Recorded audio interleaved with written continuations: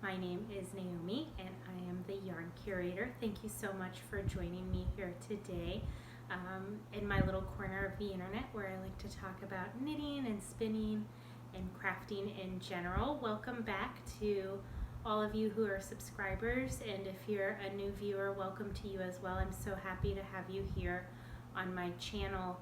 There's quite a bit of new followers within the last few episodes, so I thought I would just reintroduce myself quickly to you guys. So as I said, my name's Naomi. If you watched the first episode, you'll know I'm the curator of collections at a local history museum here in Florida, hence the name the Yarn Curator.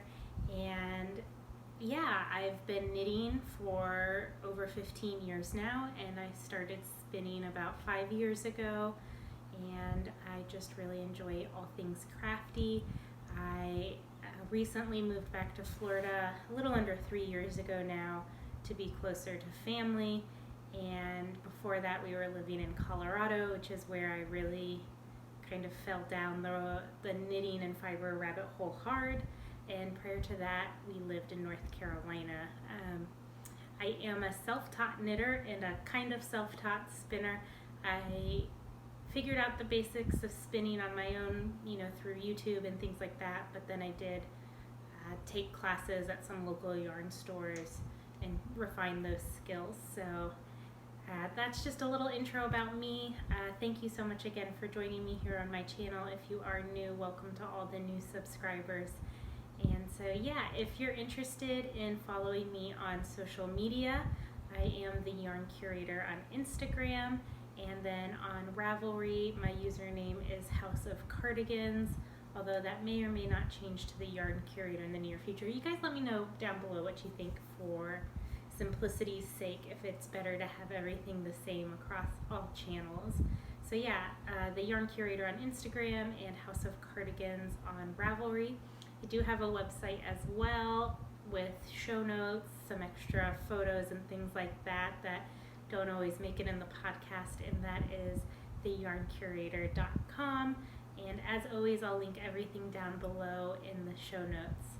So yeah, you guys, I hope everyone else is enjoying kind of the turn the weather's taking towards fall. Even here in Florida, things are starting to cool down. We've been having some really lovely mornings lately, like it's just cool and fresh and not completely humid the second you walk outside. So the mornings and the evenings are starting to be really pleasant. It's really exciting to see the weather change. And then, the afternoons are still hot, 80s, some days in the 90s, but there's about 2 or 3 days out of the week where it is just gorgeous outside. So I'm really excited for that. We've even been running the air conditioner less at home, so that's been exciting. And pretty soon here we're going to be able to throw open the windows at night and, feel that cool air. So I'm really looking forward to that. And yeah, it's great. I've been wearing some of my hand knits more, although I wear those at work all the time anyways because our air conditioning lives at like 71 degrees. And it's always freezing in my office. It is always freezing, so I'm always wrapped up in something there. But even in terms of wearing like Tanya or Mary Mietmo or a few of the other tees I've knitted, so that's exciting. As for what I'm wearing today, I just showered not too long ago. My husband and I are going to go to the movies tonight and have a little bit of a date night. So I thought I'd sit down and film a podcast real quick before then. But I just threw on my Ingle sweater because I had it pulled out to measure from one of the whips that I'm going to talk to you guys about here in a second. So I was measuring the length on it, and I said, you know what, I'll just go ahead and throw it on. I'll talk about it on the podcast. I haven't shown off many finished objects since before I started podcasting, so start working those in, especially now that it's cooler and I'm not going to die while I wear them. So this is my Ingles cardigan.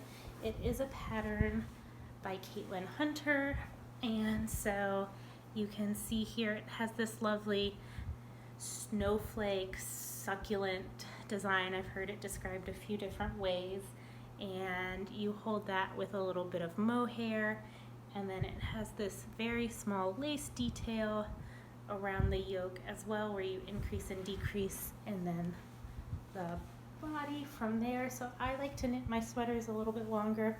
This is falling kind of right at the bottom edge of my hips, and it has a lovely amount of ease to it. So I knit this out of Madeline Tosh yarn. I believe the colorway is called Makeup Breakup, and it's this really pretty purpley pink, and then the gray yarn is Chiagoo, and I held that with some leftover Rowan in my stash.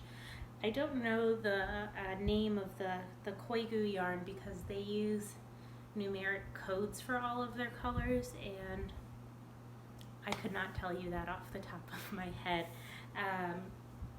I do want to say, and I'll touch on this maybe a little bit more throughout the podcast, but I know my last video that I published was film footage from a trip that I took to a local yarn store, and some people commented that, oh my gosh, I would love to knit with some of that yarn, but I can't afford it.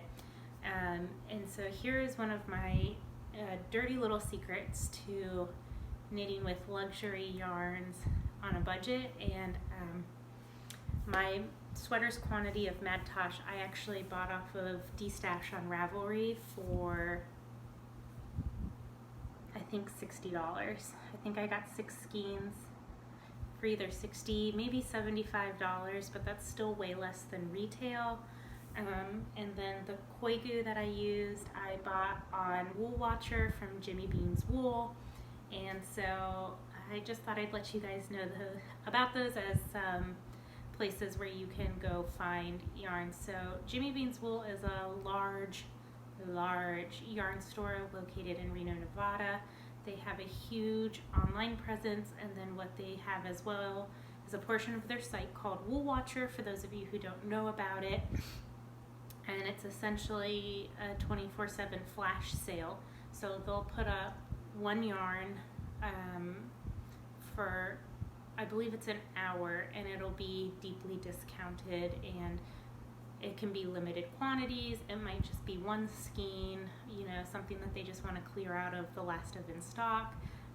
But I have bought so much of the stash yarn that I have has come from Wool Watcher, and I mean, Madeline Tosh, Hedgehog, Black Elephant, Shibui, Rowan, Berroco, you name it. I mean, they put just about everything in there. Some of the indie dyers, not as much, but Madeline Tosh yarn frequently makes an appearance on there. So I can't remember off the top of my head the needle sizes I used for this, but overall a really lovely pattern. You knit it from the top down, divide for the sleeves, and away you go. So I knit this for when we went to Edinburgh Yarn Festival earlier this year, and I think I knocked this sweater out in about 2 weeks.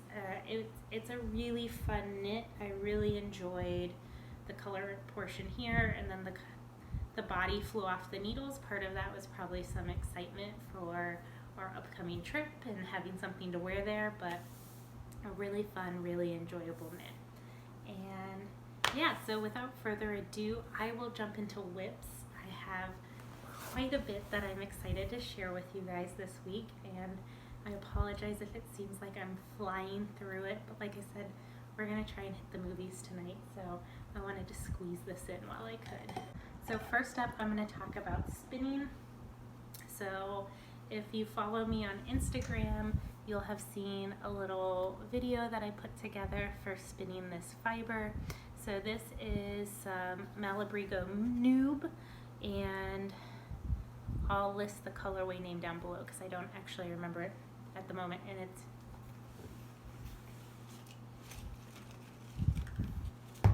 label is right here.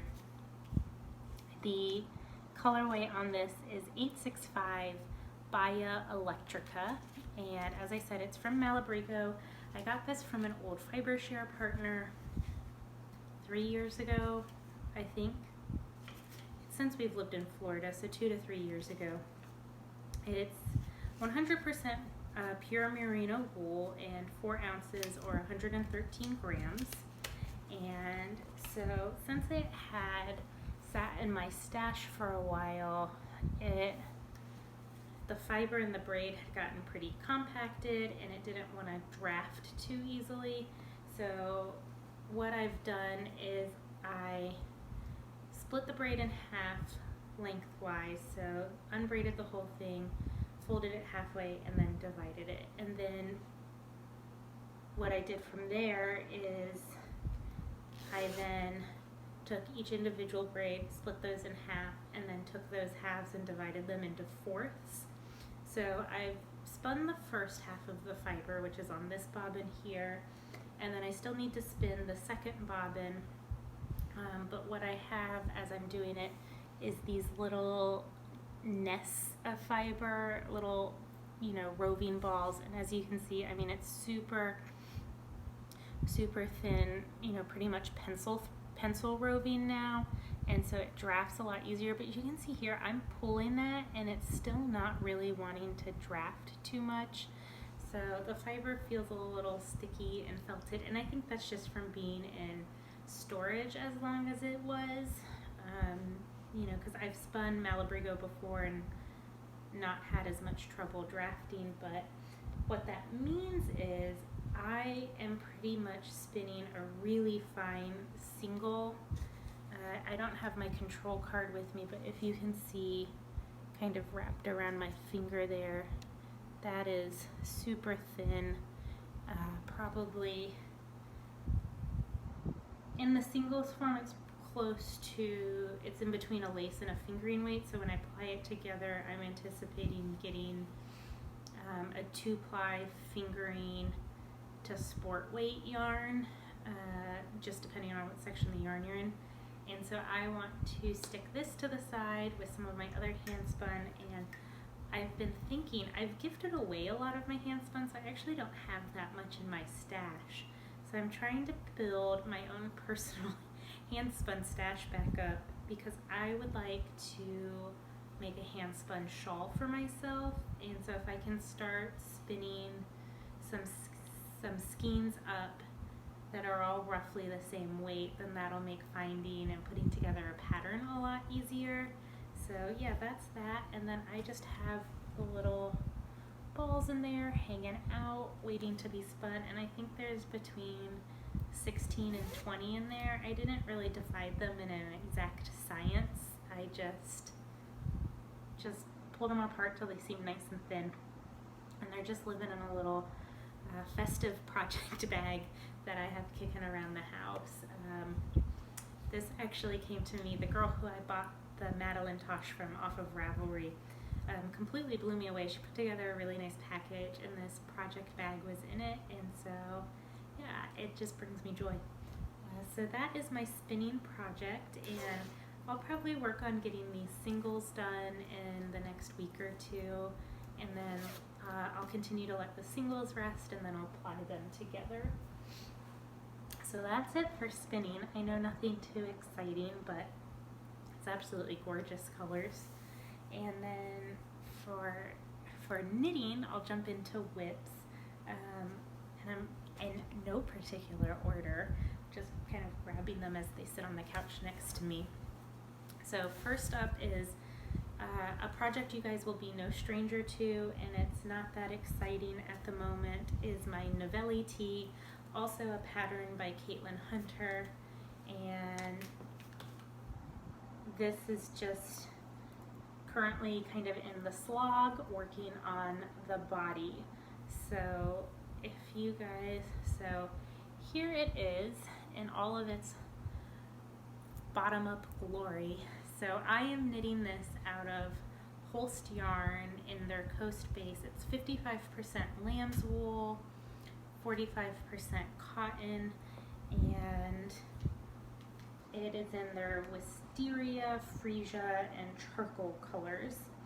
And I'm just going to flip this around real quick. So if you guys can see that stitch marker right there, that's where I was the last time I filmed, and I've probably knit 3 to 4 inches on the body. I think I have about 9 inches total from the hem to where I currently am, so about halfway there before I can divide for the sleeves. And I'm absolutely loving this project still. When in the evenings, when I need something mindless, or I went to knit night the other night, this is what I took, and it was perfect for just sitting, knitting, chatting, and since I'm past the color work chart, all of the hard stuff was done. So I'm really enjoying this. I'm really looking forward to adding this piece to my wardrobe. I keep trying to keep in mind as I knit patterns and pick out yarns what is going to suit me and my life here in Florida. The next project I'm going to show you after this is completely the opposite of that ethos I just proclaimed. So I'm already going to be not a hypocrite, but kind of sticking my foot in the mouth. So yeah, this is my Navelli tee. I don't have much to say about it other than I'm ready to get to the point where I can divide, but we'll get there when we get there, and it's just one row at a time. So, and I do have to say, you guys, I'm still really enjoying Holst. It's my first time ever knitting with it. It is another affordable yarn, even though you have to order it from overseas. Their shipping is really reasonable. I bought yarn for my Navelli, as well as optional colors for my Navelli, and another sweaters quantity with shipping was all under $60, because each ball of yarn is only $3 or $4, and it's really soft. It's seems to be good quality. I have nothing but good things to say about it so far. So yeah, another great way to shop on a budget. So, and I promise that's not the theme of this podcast. It's just, I know, I work for a nonprofit, and while I would love to be able to knit everything out of luxury yarn, it's just not reality. And so I have to, or I would love to be able to pay full cost, but it's not a reality. My reality is I have to find things either on sale or destash, or I get to splurge. I either have to save if I want to splurge, and so I've been saving and destashing and selling some stuff out of my own stash for an upcoming festival later this month. So I'll talk about that later at the end. But yeah, this is my Navelli. Focus, Naomi, focus. So up next, the opposite of a practical sweater for here in Florida is my Stalactites project. So this is a pattern by Camille Rosselle.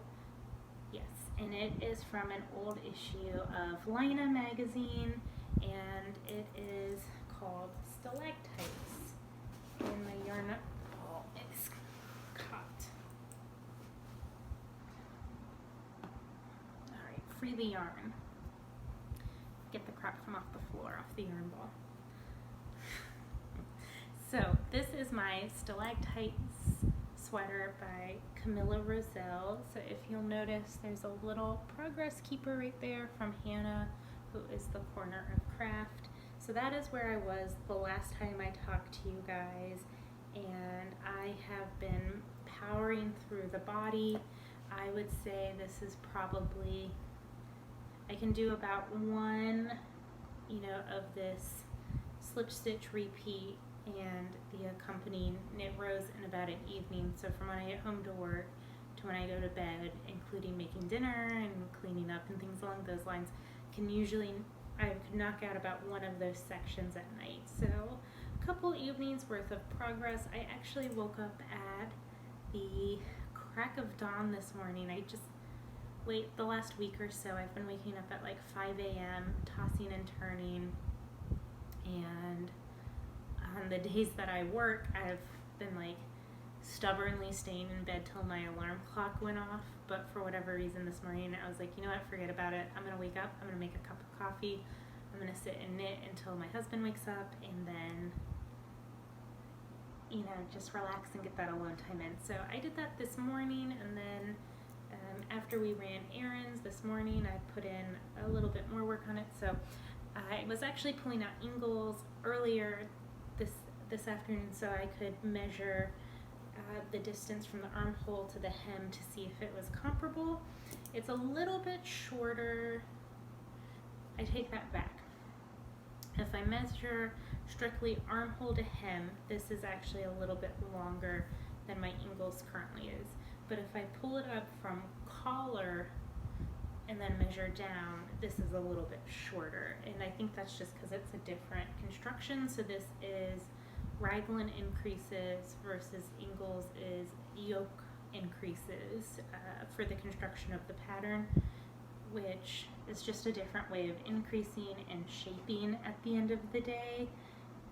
And so I think that's the primary difference.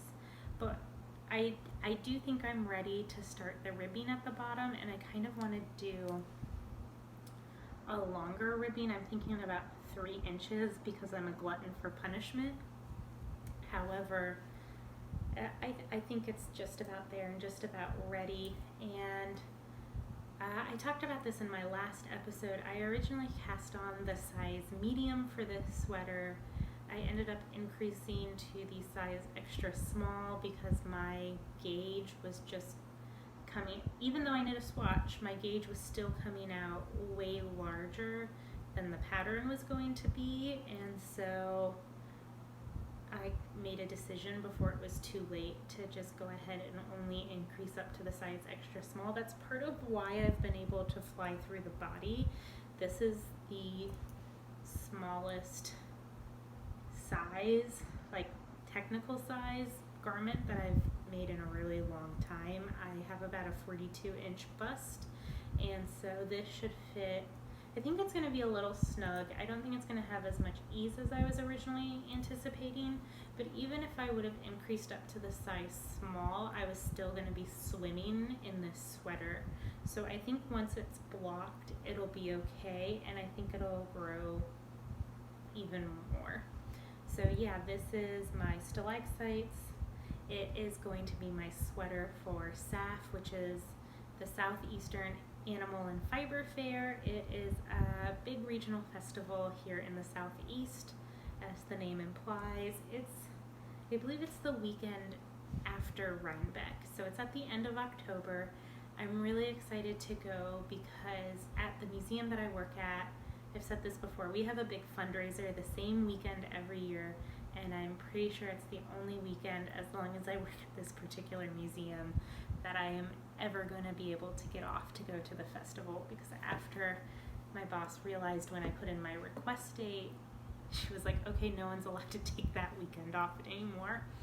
So I'm super excited. Yeah, I think I'm going to do about 3 inches of ribbing, and then I can steal the cable that this is on for my next project that I'm going to talk about, because I have so many garment whips right now that my long cables are all in use. So I actually made a little cheeky purchase on Amazon last night to get a couple extra needle lengths for ease of projects in the near future. And I apologize about the light and the glare. I am trying to dodge it. But yeah, I have to say, for this pattern, you guys, I do think it's a fairly well-written pattern. However, I do think there's a few things that get lost in translation between some of the Nordic designers and here. I believe Lina is a Norwegian publication. I could be wrong. I get kind of those Scandinavian countries confused in my head and where things come out of. I'm sure some of the people in Europe watching this have the same difficulties when we start talking about different regions here in the States. So I apologize. I do not mean that to be offensive. It's just there's only so much information my brain can hold, and a lot of that gets dedicated to work because I manage a collection of 15,000 pieces, and so information related to that, and then the local history of the area and things along those lines, that occupies most of my brain space. So I apologize to you guys over in Europe that I can't keep your publication straight, but I love Lina. It's a beautiful magazine. Love the aesthetic within it. I love this. I do think there's some challenging portions of the pattern to interpret, and that being said, it's still beautiful. I would highly encourage you to knit it if you're interested, and it knits up super quick. And I forgot to tell you the yarn I'm making it out of. This is knit out of Croft 29. It is a Heberdean wool from the island of Skye in Scotland, is the main color. I did get it at EYF, and I'm really excited, you guys. I've just started my third ball of yarn on the sweater this morning. I'm wondering if I can finish this with that third ball, which would mean I have 3 balls left over, so I could potentially try and squeeze another garment out of it. I could make some matching hat. Could probably make matching hat, mittens, and house socks. So that's really exciting. Even if I break into that 4th one, it'll still be enough yarn to make some extras. So I'm really excited about that. And I think that's all I have to say about this knit right now. Hoping to finish the body in the next day or so, and then things will progress from there. And and the white yarn is some old Berroco that was in my stash. I'm so excited just to talk about this sweater. I can't even remember to tell you about the yarn, but it's really special. It's not like the softest yarn in the world. It does have a definite itchy bite to it, but this is mostly going to be an outer garment over, a long sleeve or something underneath, so I'm not too worried about it. Plus, when I block it, I'm going to soak it in some vinegar and hair conditioner, and that'll soften some of those fibers up as well. Alright, so coming up next is a new cast on, but since I just mentioned it when I was talking about my stalactites, I'll go ahead and mention it. So the other day I was going through my stash, and I was actually trying to find yarn that I would be okay destashing to raise funds for going to SAFF and, getting a little bit more of a shopping budget. And through serendipity, happenstance, good fortune, whatever you want to call it, I found the most beautiful fade set in my stash. And so I'm going to put a picture of it right here, but it's 3 skeins of yarn that I've had in my stash for a while. Well, some has been in for a while and some is relatively new. I take that back. So I found this really pretty kind of peachy green fade, and so it is using 3 skeins of yarn. The first skein I'm using is Woolen Boon in the Ambrosia Salad colorway. That yarn was gifted to me by my sister earlier this summer. She sent me a package of some goodies, and that was one of the surprises she put in it. And for those of you who don't know, my sister is Zoe. I mention her in just about every episode. She also has a podcast called the Felicity Yarn Studio podcast, and she also has an indie-dyed yarn business on Etsy under the same name. So Zoe sent me this yarn, and as I said, it's called Ambrosia Salad. It's from Woolen Boon, who is a really talented indie dyer as well. She's based out of Texas, and this is her Ambrosia Salad colorway.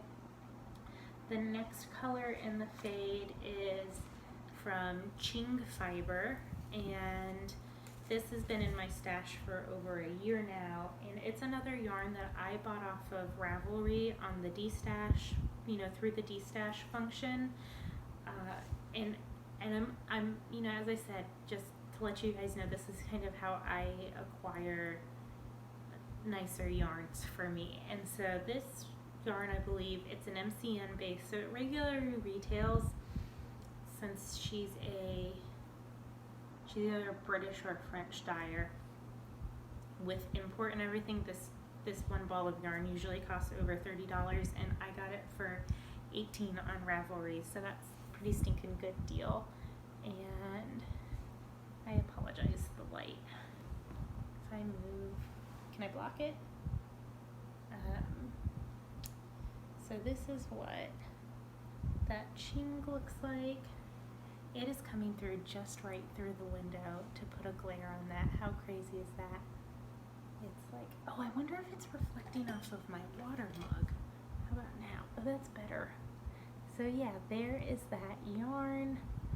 It's almost like the woolen boon, but just more saturated, and you can't really tell caked up, but this has some lovely light blues and grays and peach, and then that pop of really bright green. And this has less of the green, but like a more of like a seafoamy gray blue into peach with some, and these both have like dark navy blue and orange speckles, as well as some blacks. And so there's these two, and then the third skein is new to me yarn, and this is yarn that I splurged and paid full price for, full disclosure, while we're talking about it today. But this is a skein of La Bien-Aimée. It's one of the most treasured skeins in my stash, and this is yarn that I bought at Edinburgh Yarn Festival. I do have a video on that, kind of recapping the trip and everything along those lines, if you want to go back and watch it. If you don't, I totally understand. And so what I am making is a Flax Lite, which is a pattern by Tin Can Knits, and it's going to fade from the woolen boon to the ching into the La Bien-Aimée fiber. And so this colorway, I believe, is called Peach Pom Pom, and the ching fiber, I believe the colorway is called Smudge. However, in irony of ironies, the colorway name is handwritten in ink, and that got a little bit of water on it, and it actually smudged. So I think that's what it says through the smudge. I think it's Smudge. It's really pretty. And let me grab my gauge swatch, which I think I put over here in preparation for filming. So I went ahead and swatched it up to see how the colors would all play with each other the other day. So if I hold it up here, you can really see. So up here's the woolen boon, and then I faded it together with the ching, and then into the La Bien-Aimée. So as I said, I'm going to do a Flax Lite cardigan sweater by Tin Can Knits, and that's roughly what it's going to look like from top to bottom. And I was a little worried, since it is yarn by 3 different makers on 3 different bases, and the ching fiber is actually an MCN base. I was a little worried the gauge might be off, but all the all of the stitches appear to be fairly uniform in shape and size and all of those things along those lines. So I got gauge with size. So I got gauge with size 5, US 5 needles. So I have cast on, I've done the ribbing, and I've started to work the raglan increases along the neck.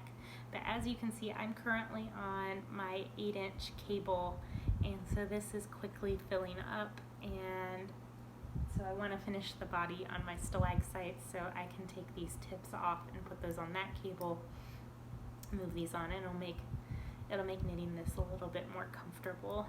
So unfortunately I put it aside because I have just wanted to work on this nonstop. Since I found this fade in my stash, I was like, I couldn't stop thinking about it, and I knew I didn't need another project, but I just had to cast it on. I couldn't help it. And normally I'm like a 2 or 3 whips kind of girl, but I don't know, y'all, lately I've just been needing to work on multiple things. I'm a new woman. I do have one whip left to talk about, and for those of you who've been here pretty much since the beginning will recognize this project as well. And it is not this. This is me putting away the other one. So the last works in progress I have to talk about with you guys is my Waiting for Rain shawl, which is a pattern by Sylvia McFadden. I'll put a picture here. And this is a project that I am knitting for my friend Amelia, who's getting married in November, and it's my wedding present to her is this shawl. So she's getting married in Austin in November, and you know, she sent me a text. She was like, hey, we're having an outdoor wedding. It might be a little cold. Would you mind knitting something for me? And I, said of course. So this is yarn that's really special. I also picked this up in Edinburgh. I knew when we went that I wanted to find a special yarn for her. So this is yarn by Ysolda. It's on her Callisto base in the Phyllis and Wilhelmina colorways. And so Sylvia's pattern's great. She gives you different ways to hack it and modify it and totally make it kind of your own thing. So the last time I talked to you guys, everything was done till pretty much to this last solid purple section. So all I've done is put in one more lace section, so which falls from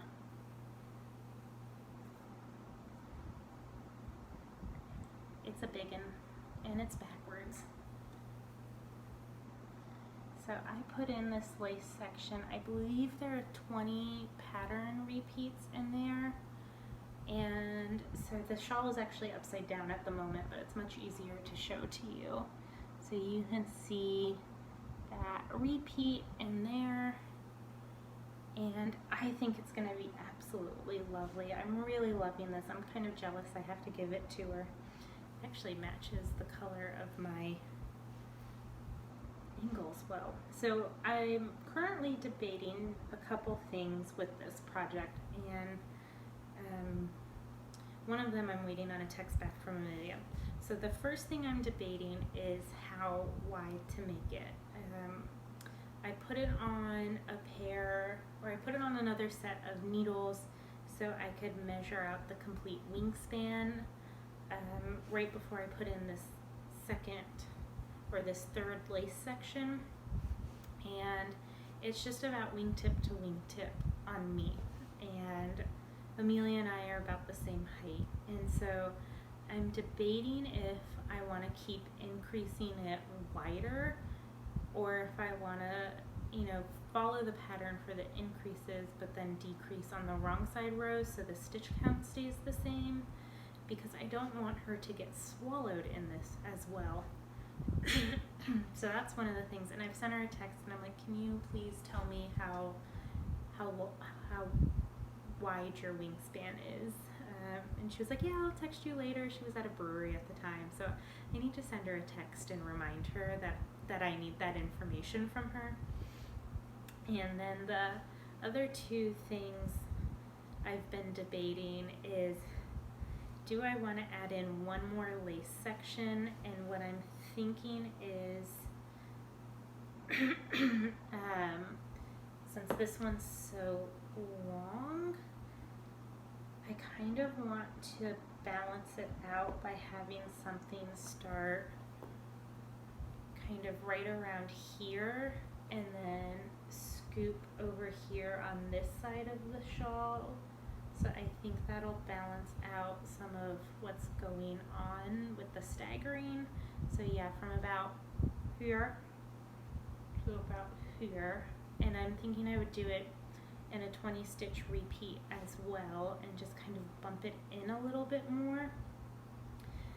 Or do I just want to work some more of the purple rows, maybe another inch chunk or so, and then I already know for the final lace section I want to span the entire bottom border of the shawl. So I already know that's how I want to approach that. So it's really, how badly do I want to work 1 or 2 lace repeats or not? So I'm deciding that, and while I wait for her to give me her wingspan, I can kind of mull that over. So that's why I haven't done more than just 1 row after this lace section. It's because I'm at a little bit of a crossroads in terms of decision making, but I'm also going to be playing a little bit of yarn chicken with this darker purple colorway, and so I'm already measuring rows to see how many grams they take with this. So no matter what, I'm probably going to stop increasing. It's just a matter of how soon I stop increasing the width of the shawl. And then I also worry if I add in another lace section before the border, then it's going to be super deep, because every time you add a lace section to this pattern, it makes the shawl deeper since they're worked back and forth through a series of short rows, and so it adds, I don't know, 2 to 3 inches in depth every lace section you add. And so I need to measure, I need to put this back out on 2 cords and measure where everything's at. Like I said, I don't want it to overpower her or her dress. Like, we're the same height, but like if I'm like this big, she's like this big. You know, if I'm a quarter, she's a dime in terms of size. And so yeah, I just don't want her to be swimming in a shawl and competing with her dress and veil and things along those lines. So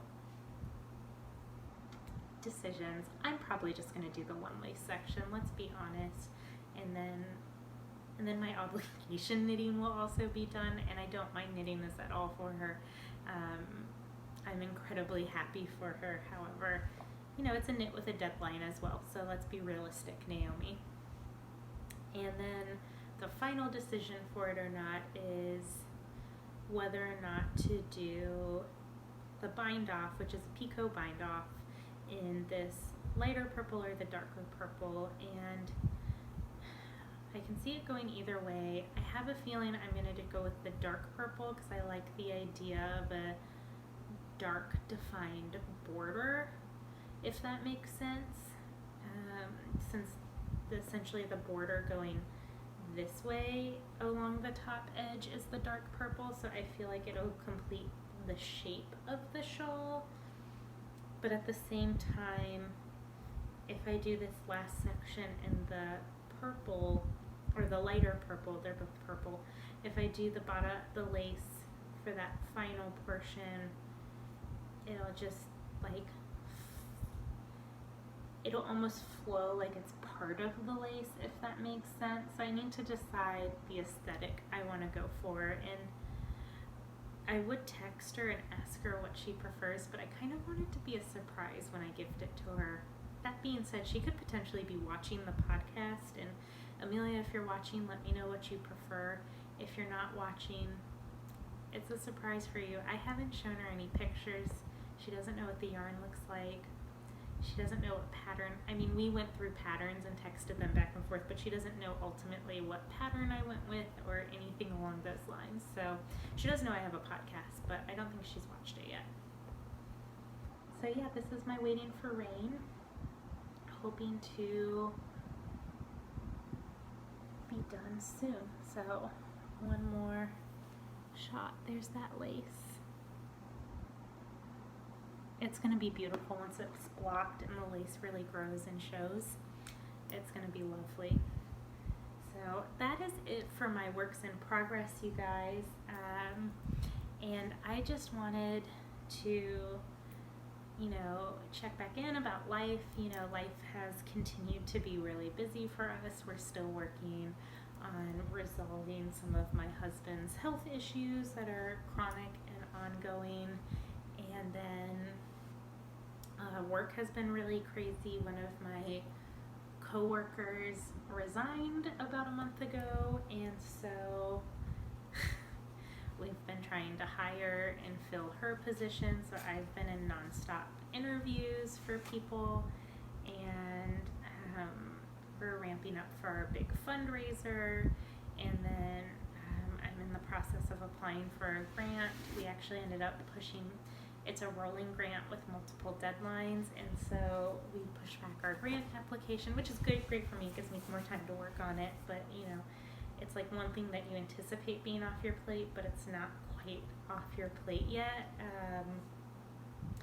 And then we're potentially getting a really big grant for an exciting project. We just have to wait. It's through the state. And so we have to wait for the state legislature to approve the budget before we know if we're really getting funding or not.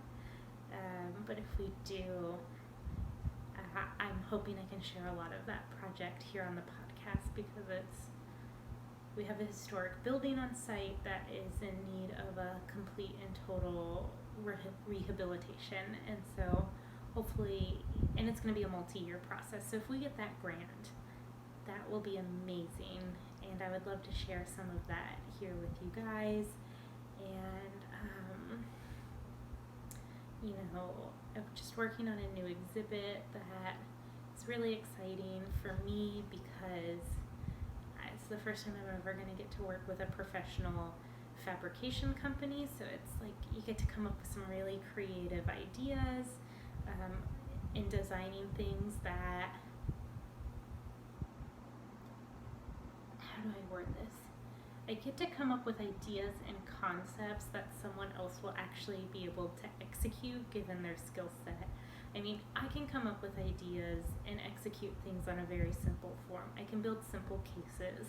I can do basic graphic design. I can instruct people to build half walls and some very simple multimedia components that involve, like a TV and a DVD player, or a simple touch screen, some simple sound components into a space. However, working with a fabricator, you can really take that base layer of knowledge and just amplify it and really be creative. And so I'm really looking forward to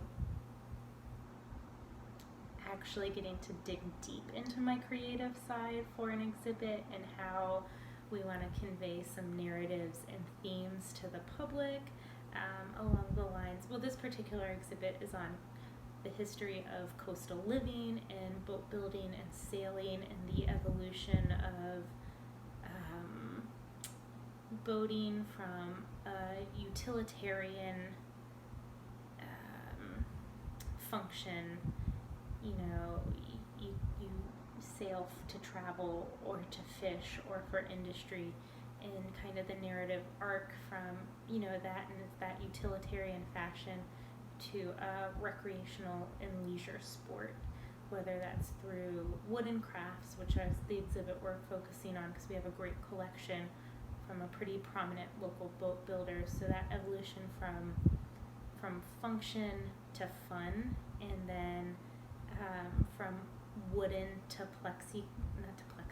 from wooden to fiberglass, and then from fiberglass kind of back into wooden boat building as some more traditional crafts come back into vogue within that industry. So that's a really exciting opportunity, and I'm really looking forward to it. And I'm really starting to dig into the history and into a great archival collection that we have, so that's fun. And then you guys will have seen in the intro a really cool donation we just got at the museum of an auto player piano. And so it's completely functional. It's from a local family. It's going to go into the historic structure that we're in the process of rehabilitating. The family that donated that house and its content, and as well as its contents, had really bad termite damage, the original piano to the house, and so we had a local donor offer us this other piano that really matches it in style. It looks just like the damaged one, and so we made the decision to not keep the termite buffet piano and to use this other one within that space. So it's really neat. It works great.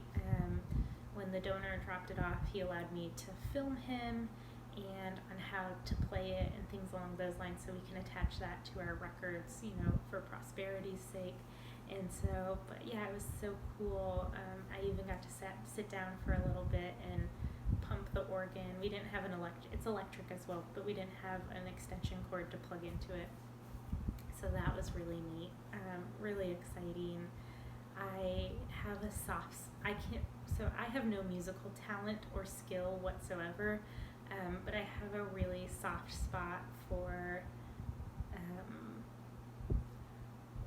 not old instruments per se, but old musical devices or mediums. So like Victrolas, player pianos, radios, things that really tell how people used to socialize and connect with each other. And I'm always astounded whenever one of those old instruments is still functional, because you guys, when you hear them played, it's amazing how loud they are. You don't anticipate it.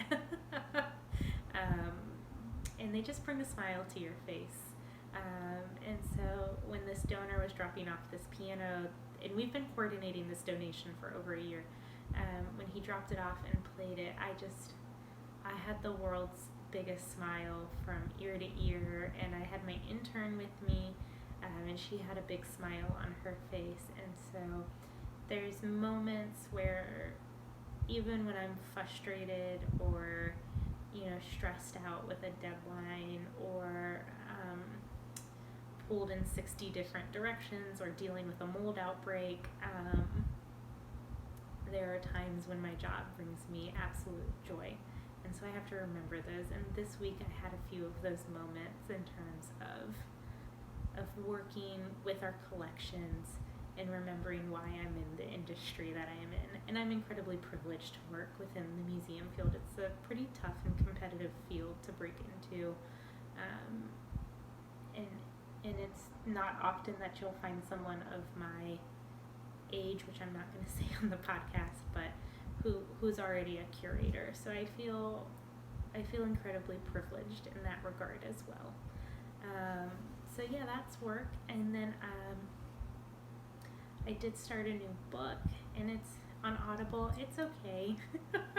It's I try and alternate between fiction books and nonfiction books, and it's currently a nonfiction book. And so when I have it on in the car, I'm walking around, I find I'm starting to not pay attention to it, and so I have to come back and focus on it. And so the book is called Republic of Nature by Mark Fiji, if you all are interested in listening to it. Mark was actually one of my professors in graduate school, and it's been on my reading list for a while.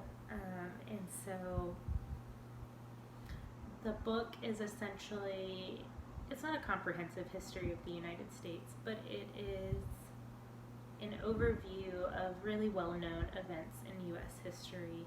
And so he looks at those through the lens of environmental history and how the environment or nature or ideas surrounding those played a role in iconic moments in U.S. history. And so far we've gone through the Salem witch trials, and it's currently looking at the French Indian Wars and the American Revolution. The intro of the book kind of stages things from the creation of the Lincoln Memorial in Washington, D.C. So it's really interesting. It's just a new way of thinking, and I decided it was time to get back into nonfiction books to try and keep my brain sharp, because there are times where it's like, ooh, things feel like they're starting to go up there. So yeah, that is it for life. I mean, just between knit night, hubby, work, and keeping up with things. So yeah, if you guys liked today's episode, I think I'm going to sign off, but yeah, if you guys liked today's episode, feel free to hit that thumbs up button, leave a comment down below, and yeah, if you like my channel and you want to come back for more, please do subscribe. It helps me out. The more you guys interact with me, the more I am able to grow this channel, and so I appreciate, you know, any comment or anything. I absolutely love it. You know, it's another thing that brings me joy and a smile to my face is every time you guys, you know, want to leave a comment about something you liked in the podcast or something that's brought you joy, and so yeah, please continue to do that. So without further ado, I'm going to sign off for the night, but thank you so much for joining me, you guys. Until next time, have a great night and happy knitting.